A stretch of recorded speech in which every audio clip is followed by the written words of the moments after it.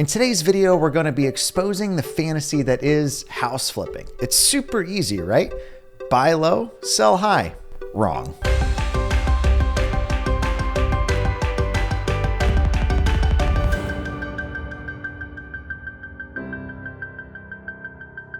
Most people end up seeing an episode of Flip or Flop or another show on HGTV and think, wow, this looks really easy.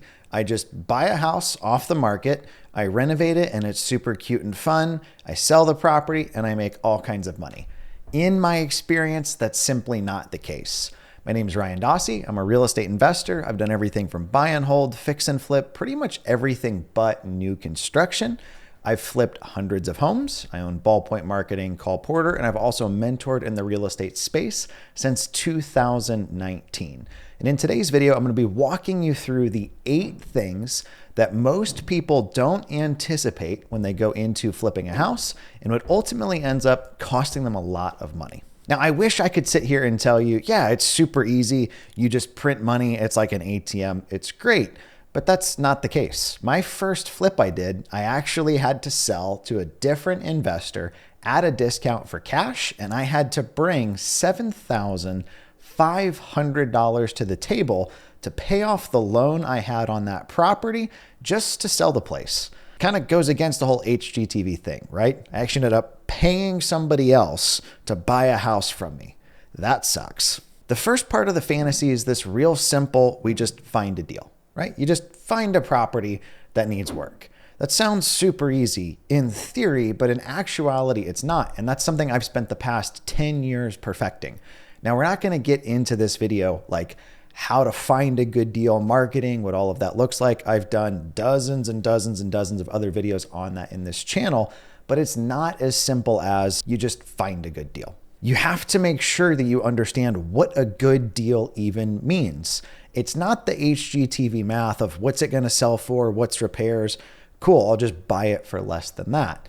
You have to take into account a myriad of things, like what is the money you're borrowing actually going to cost you?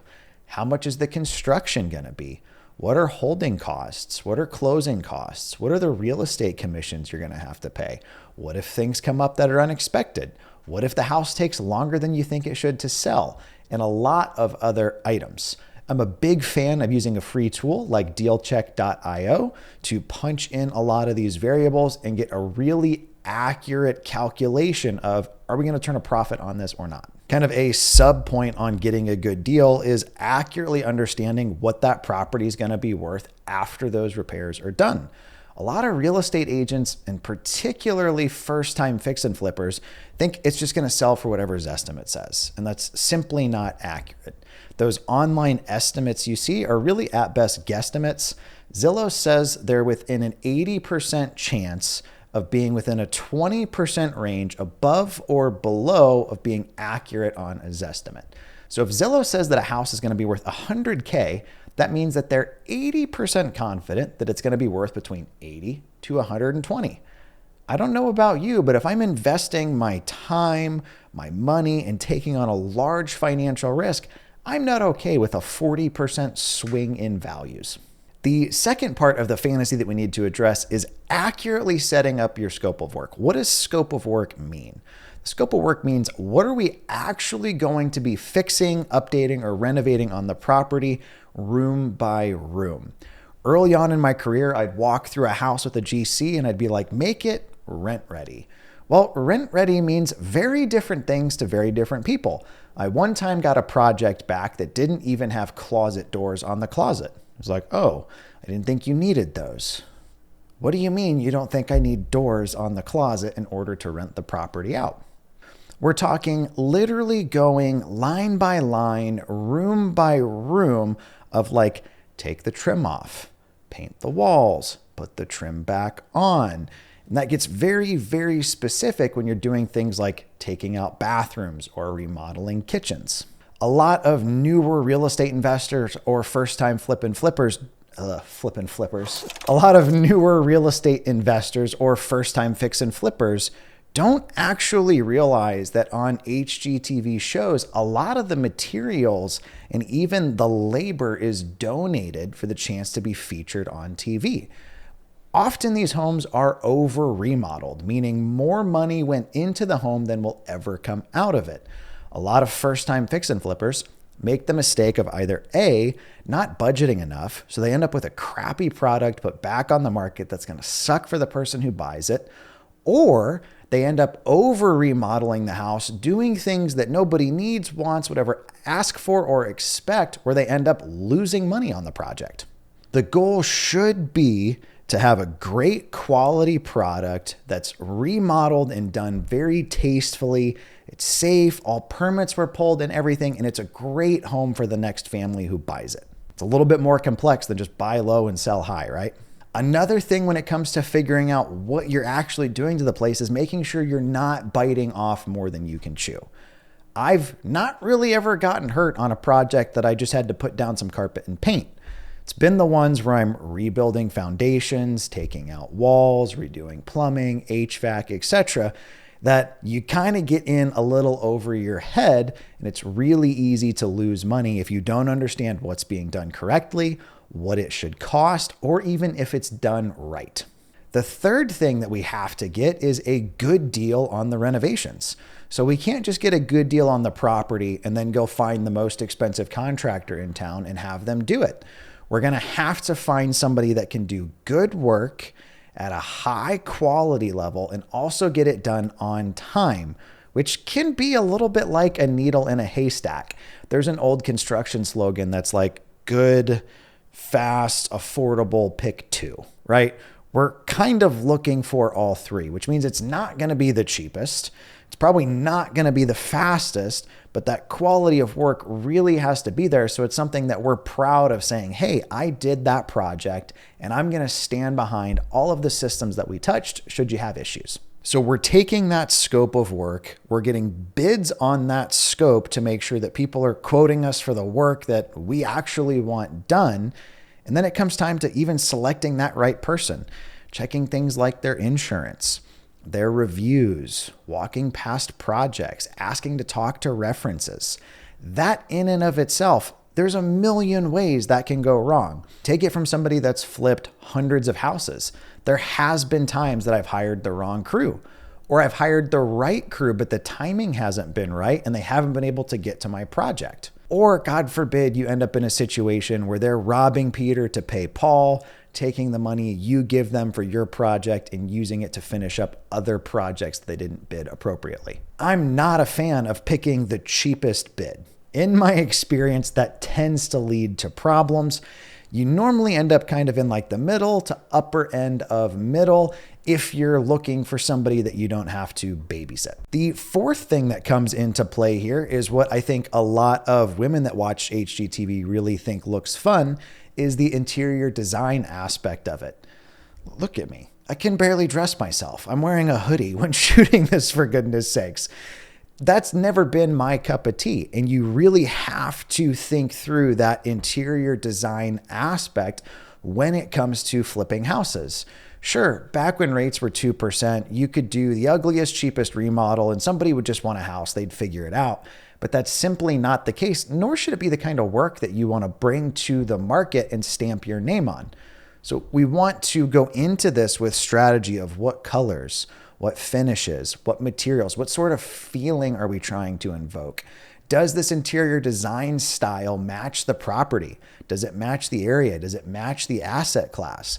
Oftentimes people will do what they would like in their own home, but spoiler alert, a lot of us don't like your home. That can be a big problem. I shouted them out on a previous video, but we use the folks over at Ivory Home on our stuff at Sold Fast because they're great at it and we're not, makes it super easy for us. The fifth thing that we have to take into account is getting the absolute best deal we possibly can on the money that we're borrowing to fund that project. A lot of us that get started in real estate, the goal is to build up a retirement nest egg, quit a day job, earn some passive income, which means we probably don't just have $10 million sitting around that we're like, what do we do with this, right? A lot of folks will turn to hard money because it's the most convenient, but it's also the most expensive.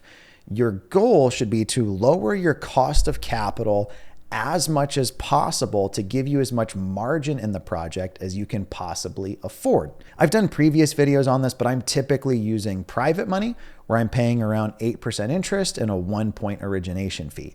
There's hard money lenders right now charging 13, 14, 15% with 4, 5, 6 points. It can get very, very expensive. I once met a woman at a party that was one of the HGTV flippers, and she was borrowing money at 25% APR. That means if she's got $100K out for a year, it's costing her $25,000. I don't know about you, but first and foremost, that stresses me out. That's like credit card rates. But second off, that eats into a lot of margin, which has the potential to impact the quality of the product that we can put out when we're done. The cheapest source of funding is typically going to be a local community bank.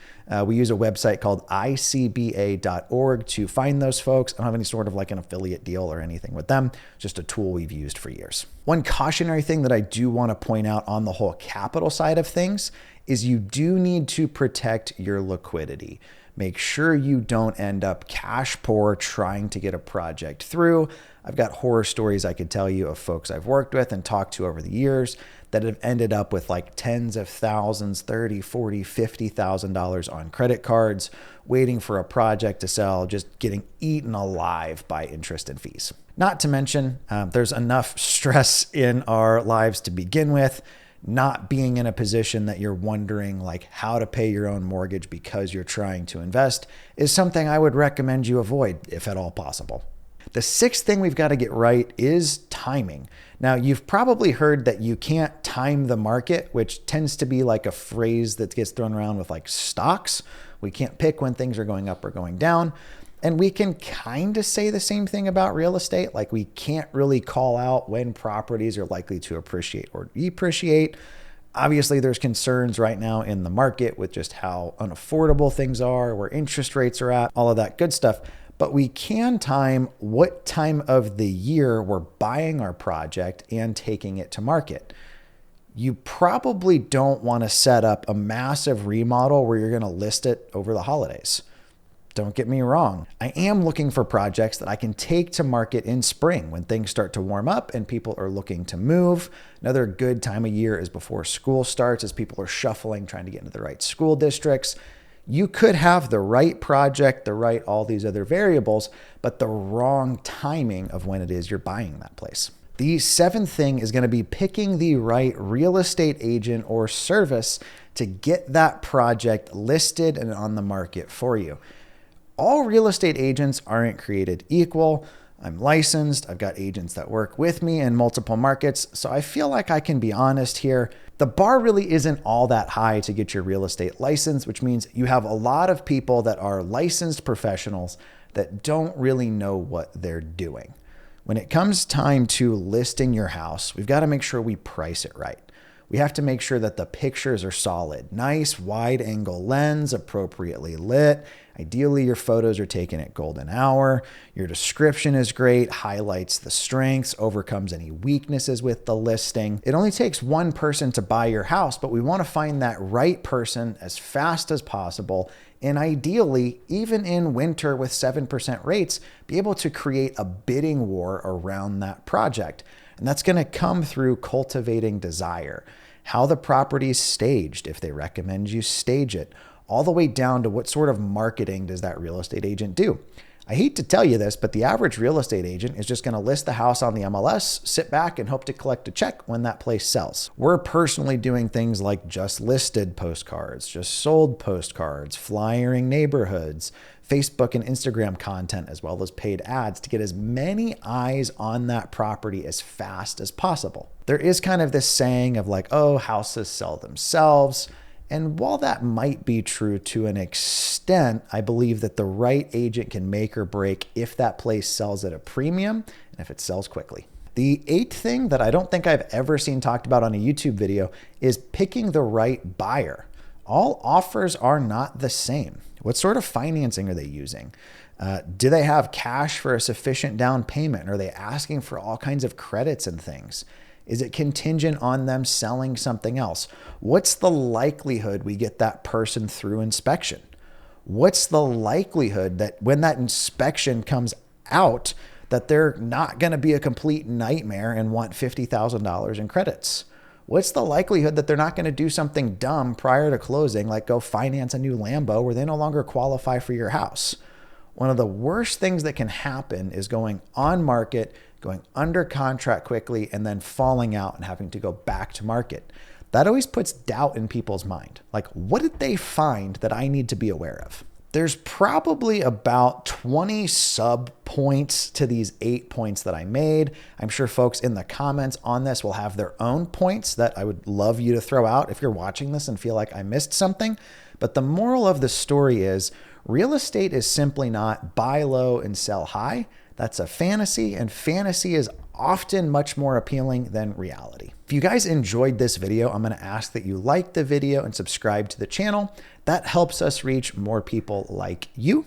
If you're looking to find your own deals, I've got a free ebook that we'll link to in the comments that you can snag. That does put you on my email list. If you don't want my emails, it's totally fine. Just unsubscribe immediately. I promise the content that's in that is absolutely solid. Will probably make you a little salty if you've paid people for courses in the past. And as always, I'm a big believer in full disclosure. I am an affiliate of dealcheck.io, but I'm only recommending you check out their free plan, which doesn't benefit me at all. So I don't have a code or anything to use. Similarly, the folks at Ivory Home are friends of mine. Often I end up becoming friends with the vendors that we use that are helping us to turn a profit. So feel free to tell them that we sent you if you want to support the channel. Otherwise, no big deal, but I highly recommend that you check them out. Thank you for taking the time to hang out with me today. If you couldn't tell, I'm a little bit passionate about this topic because I think that there's a lot of people that are selling the dream, telling people they can flip houses with no money, no risk, no credit, no skill. And as somebody who's been doing this for 10 years, I can tell you that they're full of it. My name is Ryan Dossey. I'll talk to you guys next time.